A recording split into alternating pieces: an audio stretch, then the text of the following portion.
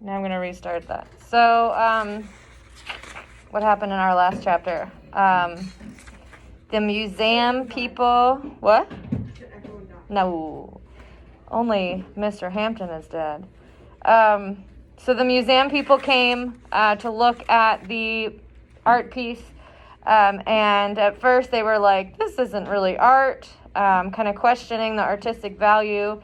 And then Arthur kind of got into it and started talking about it and like saying Mr. Hampton's ideas. And then the people were like, oh, it reflects the viewer. So they got like pretty into it. The visit was pretty short, but they said they would let him know. So he's feeling a little bit nervous about that. All right, so we're on chapter 51. This is 252. We're going to just read 51 and 52, and then we'll do our presentations. All right, so 51, 252. Arthur's 14th birthday was June 26th, a Friday. He told his mom all he wanted was a chocolate cake and a couple of Mad magazines, nothing special. He thought about adding that he wanted just his mom and Barbara to be there, the three of them for dinner without Roger, but he knew his mom would probably take it the wrong way. She wouldn't understand that it really wasn't about Roger being there. It was about Arthur's dad not being there. So he decided to keep his mouth shut. On Friday, Barbara woke him up. Happy birthday. I made a birthday picture for you. You want to see? She said, hiding the picture behind her back. No, Arthur said, go away. I want to sleep. Look, she waved it in front of his face. There's you. She pointed at a stick figure holding a baseball bat and a glove with a big 14 in purple clouds over his head. That's nice. Arthur tried to be patient. Thanks. Now go away, okay? It's my birthday. I want to sleep in. He turned to face the wall. Do you know why you have a baseball hat and glove? Arthur shoved his face into the pillow. No, he said into it. I don't. Well, it's a surprise. Mom and Roger said I can't tell you. His sister replied in a low whisper. You'll find out soon. No, you can go back to sleep now. Bye. She left the picture lying on his pillow and shuffled out of the room in her slippers. So pretty obvious where he's going for his birthday. She kind of ruined it for him. We're on the middle of 253. Arthur wasn't sure how chocolate cake and Mad magazines got turned into a Washington Senators baseball game, but they did. Roger took all of them to a game at DC Stadium that night. Actually, it was a lot more fun than Arthur thought it would be. At first, he kept thinking about his dad, listening to games on the radio, and felt guilty his dad wasn't there, and he was. But then the Senators got a couple of hits, and they were one of the worst teams in baseball, so that was a big deal, even if they ended up losing to the Orioles. Barbara was so excited about everything. We stood up to catch foul balls that weren't anywhere close to their seats. All high school staff or anyone without students at this time can come down to take their test. What test? We're getting COVID tested. Not because we have it, because we're able to get it. The government is giving us tests. Like the nose one? Mm-hmm. Oh, They're self-administered, so we do it. are you gonna do it? Mm-hmm.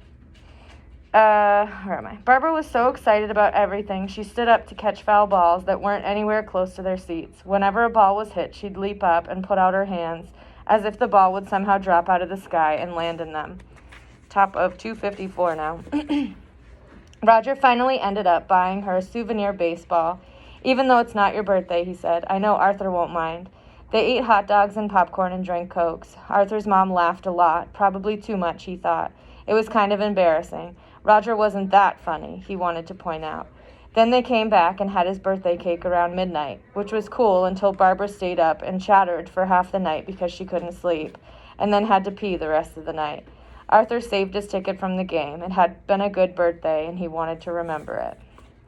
All right, so we're going to just read the next one, and then we'll do our presentation. So this is 52. We're on 255.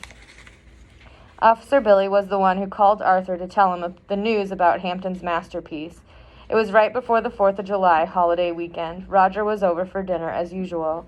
Arthur had been cutting lawns all day to earn money for the August garage rent, so he was wiped out. So he's continuing to pay this rent and working to do so.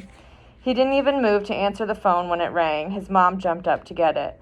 Holding her hand over the receiver, she told Arthur the call was for him. It's Officer Billy, she whispered loudly. Tell her you'll call her back later because we're eating supper now. The casserole will get cold. Arthur ignored his mom and the casserole. He hadn't heard from Officer Billy in weeks, and she was calling before a holiday weekend. He knew it had to be something important. He took the phone. "It's Arthur Owens," he said, trying not to sound nervous. Tapa 256. "Mr. Owens, I have some news I think you'll be pleased to hear." Right then, all Arthur could hear was his heart, which sounded like it was about to fly out of his chest.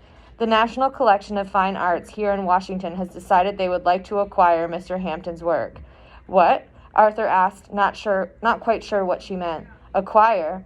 The museum would like to keep the work of art." "What?" Arthur said again, feeling dizzy. He'd been to the National Art Museum only once, on a school field trip in elementary school. All he could remember was the huge gold picture frames and the marble steps.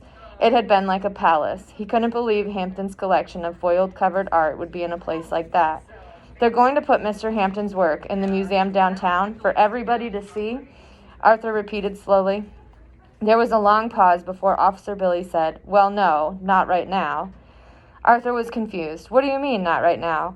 "For the moment, the museum is acquiring it for their storage collection." "Storage? They'll put it away until they have a place for it someday." "Oh," Arthur pictured all the beautiful pieces being packed away in cardboard boxes in a musty attic somewhere, like their Christmas tree. So he gets a call from Officer Billy. Officer Billy tells him, this art museum wants to take the piece, but they don't want to put it on display yet. They want to put it in storage first. So he's kind of bummed by that. He's like, oh, like it's going to be sitting in an attic somewhere, like the Christmas tree. Tapa 257. "How long will it be there in storage?" he managed to ask, trying not to sound as disappointed as he was. There was a long, exasperated sigh from Officer Billy. "I don't know, but I thought you'd be happy to hear that Mr. Hampton's work is going to one of the top museums in the country. But..." "Stop. Are you happy the project was saved or not, Mr. Owens?" Arthur could tell Officer Billy probably had her traffic cop hand up. "I guess I'm happy," he mumbled.